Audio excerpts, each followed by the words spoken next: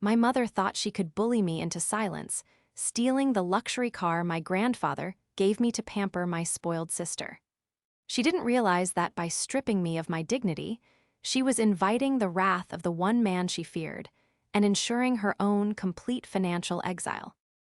This is where the story truly begins, and you won't want to miss what happens. Make sure you're subscribed to see it through to the end. We're always curious. Where in the world are you all watching from today? Let us know in the comments. The nausea hit me before I even opened my eyes. It wasn't just the flu that had been ravaging my system for the last 3 days. It was the heavy, sinking dread that settled in the pit of my stomach every time I remembered what today was. Today was the day of the annual family gathering at Grandpa Arthur's estate. I dragged myself out of bed, my limbs feeling like they were made of lead. My head throbbed with a dull, rhythmic ache that synced perfectly with the pounding of my heart. I stumbled into the bathroom, splashing cold water on my face, trying to scrub away the fatigue.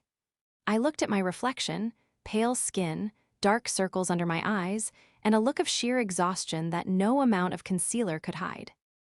"You can do this, Sophie," I whispered to myself, my voice raspy. "Just get through the dinner. Smile, don't make a scene." But making a scene wasn't up to me. It never was. In my family, the script was written by my mother, Linda, and we were all just unwilling actors in her twisted play. I dressed quickly, choosing a modest navy dress that I knew my grandfather liked. It was professional, elegant, and most importantly, it didn't draw attention. I grabbed my purse and the keys to the vehicle sitting in my driveway. My hand trembled as I looked at the keychain. It was a cheap, plastic tag from a budget rental agency. I walked out the front door of my small apartment, the morning air chilling my feverish skin. There it was, sitting at the curb like a rusted accusation. A 10-year-old compact car with a dented bumper and an engine that sounded like a lawnmower choking on gravel. It smelled of stale cigarettes and pine air freshener, a nauseating combination that made my stomach turn over. This was my ride to the estate. Just 6 months ago, I had been the proud owner of a pristine, silver Lexus LS, a gift from Grandpa Arthur for passing my architectural licensing exams with top honors. It was a symbol of his pride, a tangible representation of the thousands of hours I had spent studying while working 2 jobs. It was the first time in my life I had owned something truly valuable, something that was just mine. And now it was gone. My phone buzzed in my pocket. It was a text from my mother, Linda. "Don't be late, and for God's sake, park that embarrassing rental down the road. We don't want Arthur to see it and ask questions. He's in a mood today." I stared at the screen, my vision blurring with hot, angry tears. She didn't care that I was sick. She didn't care that I was struggling to pay for this rental on top of my student loans. She only cared about the image. She only cared about protecting the lie. I got into the rental, the engine sputtering to life with a reluctant whine. As I merged onto the highway, fighting the car's tendency to drift to the left, I thought about the betrayal. It wasn't just about the car. A car is metal and rubber. It was about the message it sent. It was the confirmation that in my mother's eyes, my hard work existed only to be harvested for the benefit of my sister, Chloe. The betrayal was worse than the diagnosis itself. It was a systemic infection in our family, rot that had started years ago and had finally consumed everything. But as I gripped the sticky steering wheel, driving toward the lion's den, I realized that today might be different. I was tired, I was sick, and I was done protecting them.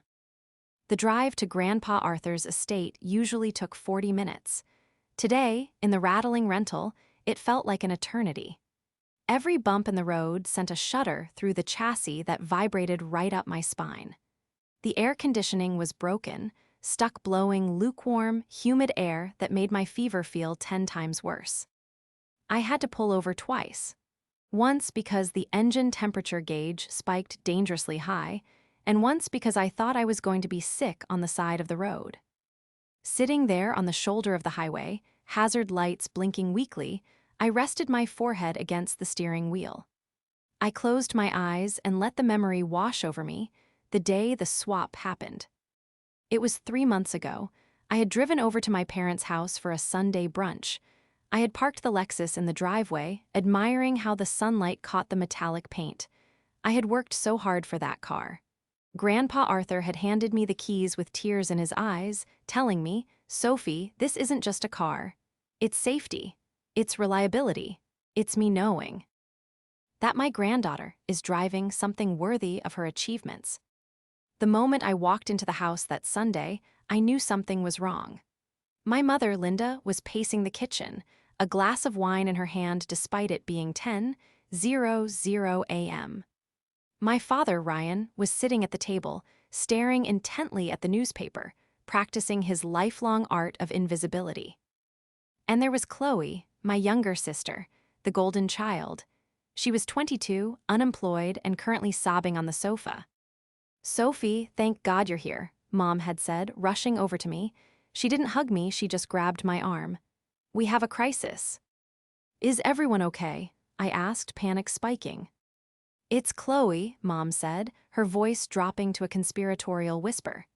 "She has an interview, a massive opportunity, influencer marketing for that big fashion brand downtown, but she can't go." "Why not?" I looked at Chloe, who sniffled dramatically. "Her car won't start," Mom said. "Her car won't start because she hasn't changed the oil in 3 years, Linda," I said, my patience instantly fraying.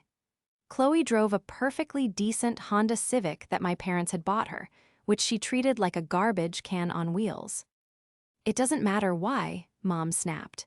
"She needs to make a good impression. She can't roll up to a high-end fashion house in an Uber or that broken Honda. It looks desperate." Mom's eyes shifted to the window, looking out at my Lexus. "No," I said immediately. "Sophie, don't be selfish," Mom hissed, her grip on my arm tightening. "It's just for the afternoon. She takes your car, knocks the interview out of the park, and brings it back tonight. You can take Dad's truck home, or, well, we'll figure it out." "I have site visits tomorrow," I argued. "I need my car. Grandpa gave that to me." "And Grandpa would want you to help your sister," Mom shouted, abandoning the whisper. "He values family above all else, Sophie. Imagine if I told him you refused to help Chloe secure her future because you were too possessive over a material object." There it was, the weaponization of Grandpa Arthur. She knew exactly how to twist the knife. Reluctantly, foolishly, I had handed over the keys. That was 3 months ago. Every time I asked for it back, there was an excuse. "She got a call back, she needs to keep up appearances. The Honda is in the shop, it wasn't. Don't stress her out, she's fragile right now." Then, last week, the final blow came. I found out the Honda had been sold. My parents had sold Chloe's car and let her keep mine as her permanent vehicle. When I confronted Mom, she told me to stop being dramatic, that I was a working professional and could afford a lease, whereas Chloe was still finding her footing. They had effectively stolen a $70,000 vehicle from me. I lifted my head from the steering wheel of the rental. The engine had cooled down enough to restart. I merged back onto the road, my knuckles white. I knew why Mom was so insistent on me parking down the road today. Grandpa Arthur was sharp. He noticed details. If he saw me in a rental while his gift was nowhere to be seen, he would ask questions. But as I approached the iron gates of the estate, a cold resolve settled over me. Mom thought she had covered all her bases. She thought she had bullied me into submission and terrified me with threats of being ostracized from the family. She thought her narrative, that I was lending the car to be a good sister, was airtight. But they had forgotten one crucial thing. I wasn't just an architect, I was meticulous about documentation. And I possessed a set of keys they didn't know I had, not for the car, but for the truth. To understand why this betrayal cut so deep, you have to understand Grandpa Arthur. He wasn't old money, he was dirt under the fingernails money. He started as a welder in a shipyard and built a steel fabrication empire from the ground up. He had calluses on his hands until the day he retired. He respected grit. He respected the struggle. Growing up, I worshipped him. While Chloe was busy learning how to apply makeup and manipulate my parents into buying her the latest gadgets, I was in the workshop with Grandpa, watching him fix engines and mend fences. "Sophie girl," he used to tell me, wiping grease from his forehead, "the world is full of people who want a free ride. Never be one of them. You earn your keep and you sleep soundly." I took that to heart. I worked through high school. I took out loans for college despite my parents having the means to help, simply because Linda insisted the college fund was tight. That year, I later found out they had renovated the kitchen and taken a European cruise with the money. I graduated top of my class, got my license, and landed a job at a prestigious firm, all without asking them for a dime. That was why Grandpa bought me the Lexus. It was the only time he had ever interfered financially in such a big way. He told me privately, "Your mother and father, they spoil Chloe. It worries me, but you're the real deal. I want you to drive this and remember that hard work pays off." And then there was Linda, my mother. Linda was a woman who viewed life as a series of photo opportunities. She was beautiful in a brittle, manufactured way, always perfectly coiffed, always wearing designer labels that she couldn't quite afford. She had never worked a day in her life, transitioning seamlessly from her father's house to my father's house. To Linda, I was an anomaly. My independence was an insult to her lifestyle. If I could succeed without a husband paying my bills, it highlighted her own dependency. Chloe, however, was her mirror image. Chloe was the project. If Chloe succeeded or married rich, Linda's worldview was validated. Ryan, my father, was the ultimate pacifist. He worked in middle management at a bank, made decent money, and spent every waking hour trying to avoid Linda's temper. He loved me, I think, but he loved his peace and quiet more. If sacrificing my happiness meant Linda stopped yelling, he would light the match himself. As I drove the rental up the long, winding driveway of the estate, I saw the lineup of cars. There were Mercedes, BMWs, and Land Rovers belonging to my aunts, uncles, and cousins. And there, parked right in the front spot, gleaming under the afternoon sun, was my silver Lexus LS. My heart hammered against my ribs. Chloe was standing next to it, leaning against the door, holding a glass of champagne. She was wearing a white dress that cost more than my monthly rent. She looked radiant, happy, and completely unbothered by the theft she was actively participating in. I ignored my mother's text. I didn't park down the road. I didn't hide the rental behind the gardener's shed. I drove that rattling, dented, smoking rental car right up the center of the driveway. I pulled it up directly next to the Lexus, the contrast so sharp it was almost comical.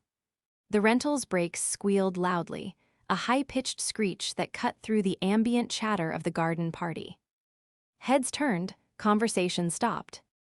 I saw Linda freeze mid-laugh. Her eyes darted to the rental, then to me, and her face contorted into a mask of pure fury. I turned off the ignition. The car shuddered violently before dying.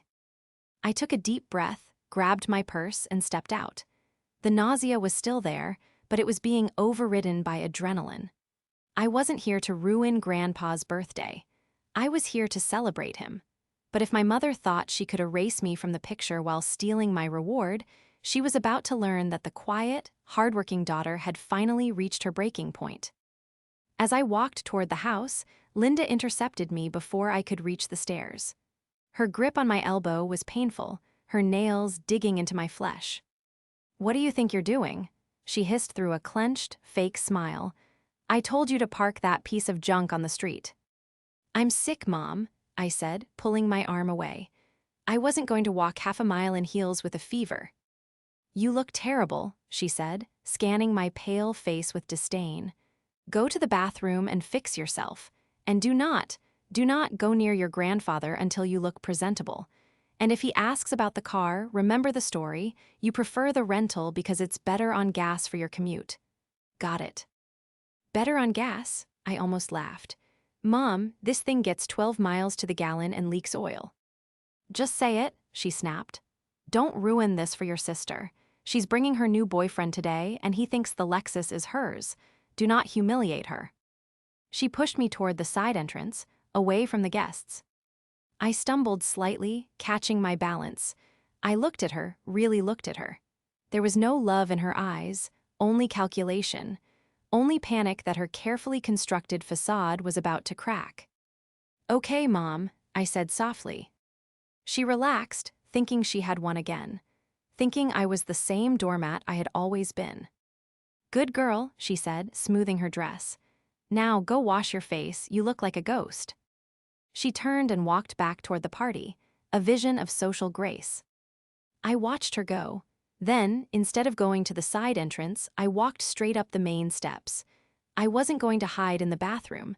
I was going to find Grandpa Arthur. Because Linda had forgotten that, while she was busy managing appearances, I had been busy managing the truth.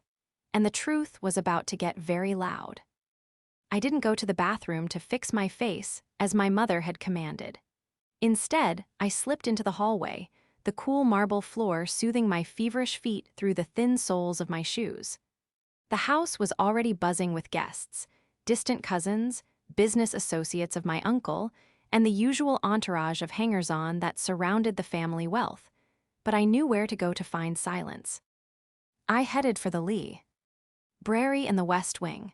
It was Grandpa Arthur's sanctuary, the one place Linda's frantic energy never permeated. I closed the heavy oak door behind me, instantly muting the noise of the party. The room smelled of old paper, pipe tobacco, and leather polish, a scent that instantly transported me back to my childhood. I sat in one of the wingback chairs, my hands shaking slightly as I opened my purse. I wasn't just here to hide, I was here to prepare. Linda thought she was playing a game of social maneuvering, but she didn't realize I had been playing a game of documentation. Being an architect meant I lived in a world of permits, contracts, and paper trails. You didn't build a house on a foundation of he said, she said. You built it on proof. I pulled out my phone and opened a folder I had named Renovation Project to keep prying eyes away. Inside wasn't a blueprint for a house, but a timeline of the last 3 months. First, I opened the banking app for the joint account my parents had set up for me in college. It was meant for emergencies, and while I rarely used it, my name was still on it. I scrolled to the transaction history from 3 months ago. Deposit, $12,500, CarMax. There it was, the sale of Chloe's Honda Civic. Linda had claimed the Honda was in the shop for weeks, then claimed it was not worth fixing, and finally that it was sitting in the garage. But the timestamp didn't lie. They had sold it the very same week they bullied me into giving up the Lexus. I scrolled further down. Withdrawal, $4,000, Lux Travel Agency withdrawal, $2,500, Nordstrom withdrawal, $1,200, Apple Store. The money from Chloe's car hadn't gone into a savings account for a new vehicle. It hadn't gone into investments. It had been burned on a trip to Cabo for Chloe and her friends, a new wardrobe, and the latest iPhone. They had liquidated her asset to fund her lifestyle, then seized my asset to fill the transportation void. It was asset stripping, plain and simple. Next, I opened the Lexus Inform app on my phone. Since the car was registered in my name, something Linda constantly forgot, I still had full digital access to the vehicle's telemetry. I looked at the recent trips log. Yesterday, 2:00 a.m. 115 mph, hard braking detected. Location, the Sapphire Lounge downtown. Chloe wasn't using the car for interviews. She was using it to go clubbing. The mileage was racking up at an alarming rate. The vehicle health report was flashing a warning for tire pressure and an overdue service interval. She was running Grandpa's gift into the ground.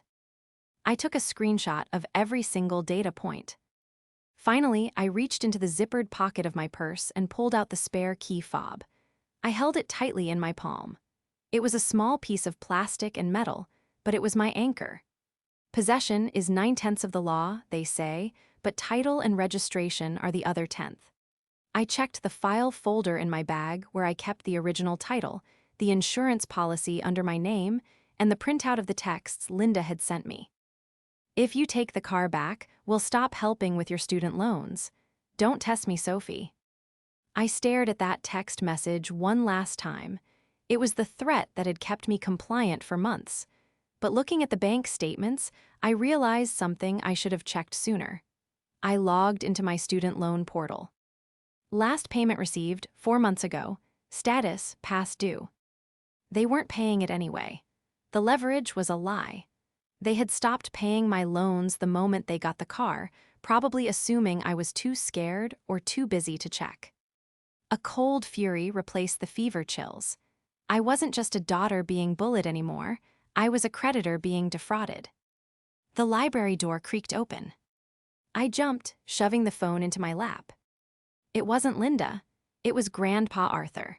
He was using his cane, walking slower than I remembered, but his eyes were sharp as flint.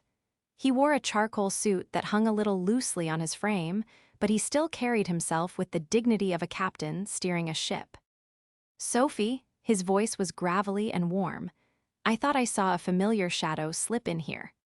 Hi, Grandpa, I said, standing up. My legs felt weak, but I forced a smile. He walked over, his eyes scanning my face. He didn't miss anything. He saw the sweat on my brow, the pallor of my skin, the tension in my jaw. You look like hell, kid, he said bluntly, but he reached out and squeezed my hand. Just a flu, Grandpa. I'll be okay. You drove all the way here with the flu, he frowned. That's dedication, or stupidity.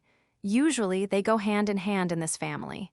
He chuckled, moving to his desk to pour 2 glasses of water. He handed one to me. I wanted to be here for your birthday, I said, taking the glass. 80 is a big one. It's just a number. It's the people around the table that matter. He sat on the edge of his desk, looking at me over the rim of high. S glasses. Speaking of the drive, how's the LS? Smooth ride, isn't it? I remember when I picked it out, I made sure it had the heated seats. Figured it would be good for your back after hunching over drafting tables all day. My heart stopped. This was the moment I could lie. I could say, it's great, Grandpa, thanks. That's what Linda wanted. That's what kept the peace. But the peace was a lie. I took a sip of water, looking at the man who had taught me the value of honesty. If I lied to him now, I was no better than them. I would be an accomplice to my own robbery. Grandpa, I started, my voice trembling. The LS it's an incredible car, truly. But, he prompted, his eyes narrowing slightly. But, I said, choosing my words with the precision of a surgeon, I think you should ask me about my drive again when we're at the table. In front of everyone. Grandpa Arthur went very still. He set his glass down on the desk. The air in the room shifted from cozy to charged. He looked at me, really looked at me, and I saw the gears turning in his mind. He saw the pain in my eyes, the desperation I was trying to hide. Is there something I need to know, Sophie? He asked quietly. There is, I whispered. But if I tell you now, you won't believe the extent of it. You need to see it. You need to hear them say it. He held my gaze for a long, agonizing moment. Then he nodded. A slow, solemn nod. All right, he said. I trust you. Let's go have dinner. The dining room was a masterpiece of excess. A long mahogany table was set for 20, covered in white linen, crystal stemware, and elaborate floral centerpieces that probably cost more than my rental car. I was seated near the end of the table, sandwiched between a deaf gray-tant and a cousin who was busy live-streaming his food. Far away, at the center of the table, sat Grandpa Arthur at the head. To his right was Linda, beaming like a queen. To his left sat my father, Ryan, looking at his plate. And next to Linda sat Chloe. She was glowing, laughing loudly, her hand resting possessively on the arm of a guy I'd never met. Her new boyfriend, I assumed. He looked slick, wearing a suit that was too shiny, nodding eagerly at everything Linda said. So, Todd, Linda was saying, her voice projecting so the whole table could hear. Chloe tells me you're in venture capital. Just getting started, Mrs. Miller, Todd said, flashing a white-toothed smile. But yes, big things on the horizon. Well, you fit right in, Linda cooed. Chloe has such a taste for the finer things, just like her car. Have you seen it? It's a beast. Yeah, we took it down the coast last weekend, Todd said, grinning at Chloe. Smooth ride. That V8 has some kick. I gripped my fork so hard my knuckles turned white. They took it down the coast. That explained the mileage. Grandpa Arthur was eating his soup silently. He hadn't said a word since we sat down. The clinking of silverware was the only sound for a moment until he cleared his throat. The table went instantly silent. When Arthur Miller spoke, people listened. He didn't stand up. He didn't make a toast. He just looked down the length of the table, his eyes bypassing Linda, bypassing Chloe, and locking directly onto me. Sophie, he said. His voice wasn't loud, but it carried to every corner of the room. Yes, Grandpa, I answered, my voice barely a whisper. When I looked out the window earlier, I saw a rather unfortunate vehicle parked next to the rose bushes, he said. A rusted gray sedan, rental agency stickers on the bumper. It's leaking oil onto my driveway. Linda let out a sharp, nervous laugh. Oh, Arthur, don't worry about that. We'll have the gardener hose it down later. It's just...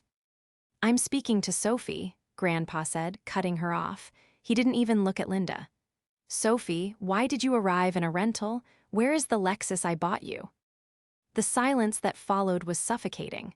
Every eye at the table turned to me. I saw Linda's eyes widen, shooting daggers at me, mouthing the word stop. I took a deep breath. The nausea was gone. The fear was gone. All that was left was the cold, hard truth. I don't have the Lexus, Grandpa, I said clearly. She's lending it, Linda blurted out, standing up halfway. She's lending it to her sister. Sophie is such a generous soul. She prefers the smaller car for the city. Easier to park. Right, Sophie? Linda's smile was a rictus of terror. She was practically vibrating with the force of her will, trying to telepathically force me into submission. No, I said. I didn't look at Linda. I looked straight at Grandpa. I'm not lending it. I didn't have a choice. What do you mean? Grandpa asked. His voice dropped an octave. I mean that 3 months ago, Mom and Dad told me I had to give the keys to Chloe because she had an interview, I said, my voice gaining strength. They told me it was for one day. When I asked for it back, I was told. I was being selfish. When I tried to take my keys, I was threatened. Sophie, Linda shrieked. That is an absolute lie. You are delirious. You have a fever, Arthur. She's sick. She doesn't know what she's saying. I'm not delirious, Mom, I said, reaching into my bag. And I'm not lying. I pulled out the printout of the text messages. Ryan, do something, Linda hissed at my father. My father looked up, pale and sweating. Sophie, maybe we should discuss this privately. No, Grandpa said, the single word cracked like a whip. We will discuss it right here. Sophie, continue. They told me Chloe needed the car because her Honda was broken, I said. But that was a lie. They sold Chloe's Honda the same week they took my car. Chloe gasped. You promised you wouldn't tell. Shut up, Chloe, Linda snapped, losing her composure.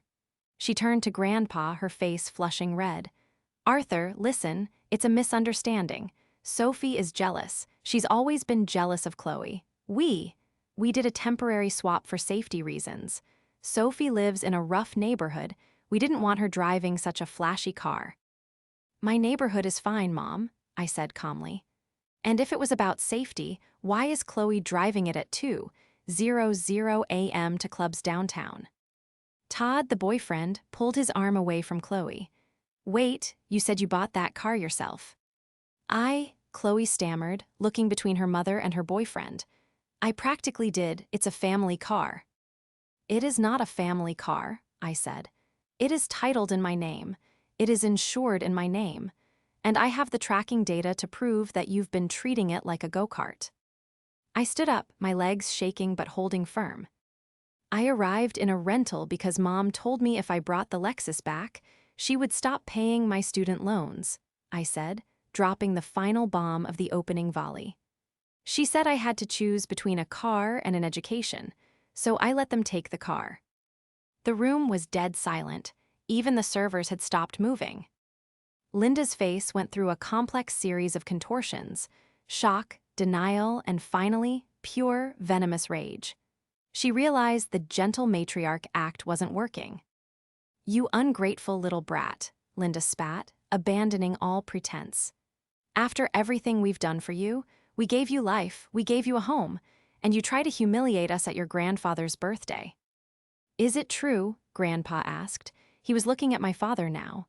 "Ryan, did you sell Chloe's car and take Sophie's?" Dad swallowed hard. He looked at Linda, terrified, then at Grandpa. It was a financial decision, Arthur. We were tight. Liquidating the Honda made sense. And Sophie wasn't using the Lexus to its full potential. It just sat in her parking garage during the week. "So you stole it," Grandpa summarized. "We reallocated resources," Linda shouted. "We are a family, we share. Sophie makes good money now, she can afford a lease. Chloe is just starting out. She needs the image to get ahead. You know how the world works, Arthur. Perception is reality." "Perception," Grandpa repeated, tasting the word like it was spoiled milk. "And what about the loans? Sophie said you threatened her." "We didn't threaten," Linda waved her hand dismissively. "We just reminded her that our support is conditional on her being a team player. If she's going to hoard assets while her sister struggles, why should we pay her debts?" "But you aren't paying them," I cut in. I threw the student loan statement onto the table. It slid across the smooth linen and came to a stop right in front of Grandpa's soup bowl. "I checked the portal this morning," I said. "You haven't made a payment in 4 months. The same month you sold the Honda and took the Lexus, you stopped paying the loans. You pocketed the cash from the car sale, you took my car, and you cut me off financially without telling me. I'm currently in default, Mom." Linda froze. She hadn't expected me to check. She counted on my passivity. She counted on me trusting them to handle the admin of the loans like they always had. "Where did the money go, Linda?" Grandpa asked. His voice was frighteningly quiet now. The storm was brewing. Expenses," Linda stammered. "House repairs, medical bills." "Lux Travel Agency," I read from my phone. "Nordstrom, the Apple Store, are those medical bills, Mom?" I held up the phone, showing the transaction history from the emergency joint account. "You used the money from Chloe's car to send her to Cabo," I said, my voice shaking with the sheer injustice of it. "You bought her a new wardrobe. You bought her a new phone. And then you stole my car because you had nothing left to give her." Chloe stood up, tears streaming down her face, not tears of remorse, but tears of a child caught with her hand in the jar. "It wasn't just for me. Mom bought a purse too, and we needed that vacation. We were stressed." "Stressed," Grandpa repeated. He looked at Todd. "Young man, I suggest you leave. This is about to get very ugly." Todd didn't need telling twice. He stood up, looking at Chloe with a mix of disgust and confusion. "You told me you were an heiress with your own portfolio. You're driving a stolen car, and your mom is stealing from your sister." "Todd, wait," Chloe cried, grabbing his arm. "Don't," he said, shaking her off. "I don't do drama, and I definitely don't do fraud." He walked out. Chloe collapsed into her chair, sobbing loudly. "Look what you did," Linda screamed at me. "You ruined her relationship. You ruined everything. Are you happy now?" "She didn't ruin anything," Grandpa said. He slowly pushed his chair back and stood up. He leaned heavily on his cane, but he looked 10 feet tall. "Arthur, please," Linda said, her voice shifting instantly to a pleading whine. "We can explain. We can fix this. We'll give the car back tomorrow. We got over our heads. You know how expensive this estate is to maintain. We were just trying to balance the books." "This estate," Grandpa looked around the room. "This estate is mine. You don't pay a dime for this. You live in the guest house rent-free, Linda. You and Ryan haven't paid a bill in 20 years. "I meant our lifestyle," Linda whispered. "Your lifestyle," Grandpa said, "is funded by the allowance I give you. an allowance that was apparently insufficient for your greed. He reached into his pocket and pulled out his phone. He dialed a number and put it on speaker. The room was silent enough to hear the ringing tone. "Yes, Mr. Miller," a crisp voice answered. It was Mr. Henderson, the family attorney. "Henderson," Grandpa said, his eyes locked on Linda. "I need you to come to the estate immediately. Bring the trust documents. Specifically, the clauses regarding the good character stipulations for beneficiaries." Linda's face went white. "Arthur, Dad, don't." "And Henderson," Grandpa added, "bring a tow truck. I have a vehicle that needs to be recovered and returned to its rightful owner." "Dad, please." Linda was crying now, real tears of terror. "We're family. You can't do this to us over a car." "It's not about the car," Grandpa said, his voice trembling with suppressed rage. "It's about the lie. It's about the cruelty. I gave that car to Sophie because she earned it. You took it because you think you are entitled to the fruit of other people's labor." He looked at Chloe, who was still sobbing. "And you," he said to her, "you let your mother bully your sister. You drove that car knowing it wasn't yours. You watched your sister arrive in a broken rental while you drank champagne. You have the moral backbone of a chocolate eclair." He turned back to me. The anger in his eyes softened instantly. "Sophie," he said gently, "give me the keys to the rental." "What?" I asked, confused. "Give me the keys," he repeated. I fished the plastic tag out of my purse and handed it to him. He handed them to one of the servers. "Get that heap off my driveway," Grandpa ordered, "and get my granddaughter's car keys from that woman." He pointed his cane at Linda. Linda hesitated, clutching her purse. "Now, Linda," Grandpa roared. It was a sound I had never heard him make, a lion defending his pride. Trembling, Linda reached into her bag and pulled out the Lexus key fob. She slid it across the table. Grandpa picked it up. He walked over to me, limping slightly, and placed the key in my hand. He closed my fingers over it. "I'm sorry, Sophie," he whispered. "I should have seen it. I should have protected you." "It's okay, Grandpa," I said, tears finally spilling over. "No," he said, turning back to the room. "It's not okay, but I'm going to make it right." He looked at the stunned guests. "Dinner is over," he announced. "Everyone go home. My family has some house cleaning to do." The exodus of the guests was swift and awkward. Cousins who had been happily eating shrimp cocktails moments ago were now scrambling for their coats, avoiding eye contact with Linda and Ryan as if they were contagious. The room emptied until only the core players remained. Grandpa Arthur, still standing at the head of the table like a judge at the bench. Linda, weeping theatrically into a napkin. Ryan, staring at the tablecloth as if hoping it would swallow him whole. Chloe, slumped in her chair in a daze of shock. And me. The silence that settled over the room was heavy, broken only by the grandfather clock ticking in the hallway and Linda's muffled sobs. "Arthur, please," Linda tried again, her voice trembling. "We can fix this. We'll pay Sophie back, we'll." "Be quiet," Grandpa said. He didn't shout. He didn't need to. The authority in his voice was absolute. "You've done enough talking for a lifetime, Linda. Now you're going to listen." We waited in that suffocating silence for 40 minutes. Every time Linda tried to shift in her chair or open her mouth, Grandpa would simply tap his eye. Index finger on the table, and she would freeze. It was a masterful display of dominance. He wasn't just angry, he was disappointed, which was infinitely worse. Finally, the heavy oak doors opened, and Mr. Henderson walked in. Henderson was a man who looked like he was born in a three-piece suit. He was gray, severe, and carried a leather briefcase that looked heavy enough to contain a body. He nodded to Grandpa, ignored the rest of the family, and set the briefcase on the table. The sound of the latches clicking open echoed like gunshots in the quiet room. "I have the documents, Mr. Miller," Henderson said, his voice dry and papery. "And I've taken the liberty of pulling the recent financial audits for the guest house accounts as you requested on the phone." "Read it," Grandpa said, sitting back down. Henderson adjusted his glasses and picked up a stack of papers. Regarding the family support stipend provided to Linda and Ryan Miller. The terms of the agreement state that funds are to be used for maintenance of the property and basic living expenses. However, a quick forensic accounting of the linked credit cards reveals a different story. He looked over his glasses at Linda. The medical expenses listed in the monthly summary were actually payments to a plastic surgery clinic in Beverly Hills, Henderson read.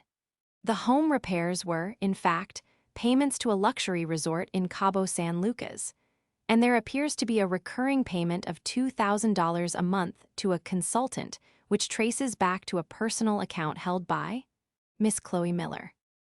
Chloe gasped. Linda squeezed her eyes shut. So, Grandpa said, his voice dangerously calm. You were laundering my money. You were taking the allowance I gave you to keep the roof over your heads and funneling it to your daughter so she could play rich girl, while Sophie was defaulting on her student loans. It wasn't laundering, Ryan squeaked. It was internal family assistance. It was theft, Henderson corrected, and it violates the good conduct clause of the Miller Family Trust. Henderson pulled out a thicker document, the trust itself. As of this moment, Henderson announced, picking up a fountain pen, Arthur Miller is invoking Article 7, Section C, removal of beneficiaries due to gross misconduct and financial malfeasance. Linda Miller, Ryan Miller, and Chloe Miller are hereby removed from the trust. What does that mean? Chloe asked, her voice small and terrified. It means, Grandpa said, looking directly at her, that the money stops, all of it, the allowance, the credit cards, the access to the vacation homes, the tuition assistance, though I suspect you aren't planning on going back to school anytime soon. But where will we live? Linda whispered, her face draining of all color. The guest house is part of the estate, Grandpa said, and since you are no longer welcome on the estate, you are no longer welcome in the guest house. Henderson, what is the eviction timeline in this state?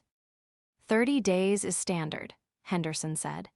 But given that there is no formal lease and they are technically guests, we can request immediate vacation of the premises if safety or theft is a concern. Given the theft of Sophie's vehicle, I'd argue we have grounds for immediate removal. You have until tomorrow morning, Grandpa said. Dad, Linda screamed, throwing herself out of the chair and falling to her knees. It was a pathetic, desperate display. You can't do this. Where will we go? We have no savings. We have nothing. You had everything, Grandpa said, his voice cracking with emotion. You had a home, you had support, you had a loving family, and you threw it all away because you were jealous of a girl who drives a rental car to work. He looked at me. Sophie, he said, Henderson has one more document for you. Henderson slid a paper toward me. This is a transfer of trusteeship, Henderson explained. Mr. Miller is restructuring the estate. Effective immediately, you are the sole beneficiary of the Miller Family Trust. Furthermore, you are being appointed as the executor of the estate's assets. This means that any future financial requests from your parents or sister must be approved by you. I stared at the paper. The power dynamic in the room hadn't just shifted, it had inverted. My mother, who had controlled me with guilt and fear for my entire life, was now financially dependent on my signature. I looked at Linda. She was looking up at me from the floor, her mascara running down her face, her eyes pleading. Sophie, she choked out, baby, please tell him we're family. I thought about the text she sent me. Don't test me, Sophie. I thought about the student loans she stopped paying. I thought about the Lexus being driven at 115 mph while I was stranded on the side of the road. We are family, Mom, I said softly. But Grandpa is right. You need to learn what it costs to earn your keep. I picked up the pen and signed the document. It's done, Grandpa said. He stood up, signaling the end of the proceedings. Henderson, please escort my daughter and her family to the guest house so they can begin packing. I want them off the property by noon tomorrow, and have the tow truck bring the Lexus around to the front. Linda wailed, a sound of pure despair, as Henderson gestured for them to leave. Ryan helped her up, looking defeated and gray. Chloe followed them, sobbing into her hands, her white dress now wrinkled and stained. As the door closed behind them, leaving Grandpa and me alone in the silent dining room, the weight of the moment crashed down on me. The adrenaline faded, leaving me shaking. Grandpa walked over to me. He didn't say anything at first. He just pulled me into a hug. He smelled of Old Spice and peppermint, a scent that had always meant safety to me. "I'm proud of you," he whispered into my hair. "Not because you won, but because you stood up." I buried my face in his shoulder, and finally, after holding it together for hours, I let myself cry. The fallout was swift, brutal, and entirely necessary. By noon the next day, the guest house was empty. I watched from the window of the main house as my parents loaded their personal belongings into a U-Haul. They didn't have luxury movers. They didn't have a team of staff. It was just Ryan, sweating through his shirt, and Linda, sitting in the passenger seat of the truck wearing sunglasses to hide her swollen eyes. Chloe had already left in an Uber, refusing to be seen in a moving truck. The reality of their new life hit them hard. Without Grandpa's stipend, they couldn't afford rent in their usual upscale circle. They ended up in a 2-bedroom apartment 3 towns over, a decent place, but a far cry from the sprawling estate grounds or the luxury condos they felt entitled to. The most satisfying part, however, was the financial reckoning. Because I was now the executor, I had full access to the history of their management. I discovered that they hadn't just ignored my student loans, they had taken out a second mortgage on their own home, which Grandpa had technically paid for years ago, and blew that money too. They were destitute. Ryan, who had coasted in a consultant role at a bank thanks to Grandpa's connections, was quietly let go when Grandpa made a single phone call to the CEO explaining that he could no longer vouch for Ryan's integrity. My father had to find a real job. At 55, with a resume full of fluff, it wasn't easy. He ended up working as a floor manager at a hardware store. I stopped by once, anonymously, and saw him explaining the difference between wood screws and drywall screws to a customer. He looked tired, but for the first time in his life, he looked like he was actually working. Linda took it the hardest. Her social circle evaporated the moment the money did. The friends who lunched with her didn't want to associate with someone who lived in an apartment complex and couldn't split the bill for a $200 lunch. She tried to sell her designer clothes on consignment, but found out that half of them were high-quality knockoffs she had bought to keep up appearances. She eventually got a job as a receptionist at a dental office. It was humble work, but it paid the bills. And Chloe. The influencer dream died the day the Lexus was returned. Without the car, the vacations, and the aesthetic funded by Grandpa, her content dried up. She tried to pivot to relatable struggles, but the internet is cruel, and her followers saw right through the sudden shift from luxury to complaints. She moved in with 3 roommates in the city and got a job as a barista. One afternoon, about 6 months after the birthday dinner, I stopped for coffee at a shop near my office. I didn't know she worked there. I walked up to the counter, checking emails on my phone. "What can I get for you?" a familiar voice asked. I looked up. Chloe was wearing a green apron, her hair tied back in a messy bun, no makeup. She looked younger, softer, and infinitely more real. She froze when she saw me. She saw the suit I was wearing. I had just been promoted to senior architect. She looked out the window and saw the silver Lexus LS parked at the curb, gleaming and fully restored. "Hi, Chloe," I said. "Hi, Sophie," she replied. Her voice lacked the usual haughty edge. She just sounded tired. "I'll have a black coffee, please," I said. She keyed it in. "That'll be $3. I tapped my card. The machine beeped. "How are they?" I asked quietly. "Mom is adjusting," Chloe said, looking down at the counter. "She complains a lot. Dad is actually okay. He likes the hardware store. He says it's less stressful." "And you?" Chloe shrugged. I'm learning how to make latte art. It's fine. I'm paying my own rent. There was a moment of silence, acknowledgement. She wasn't the spoiled brat anymore. Life had humbled her. Keep the change, I said, dropping a $20 bill into her tip jar. Sophie, you don't have to.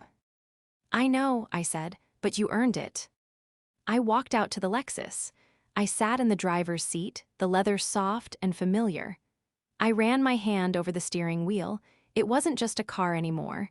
It was a testament to survival. I drove to the estate to have dinner with Grandpa. We did this every Sunday now. When I arrived, he was in the garden, pruning the roses. He looked up and smiled as I approached.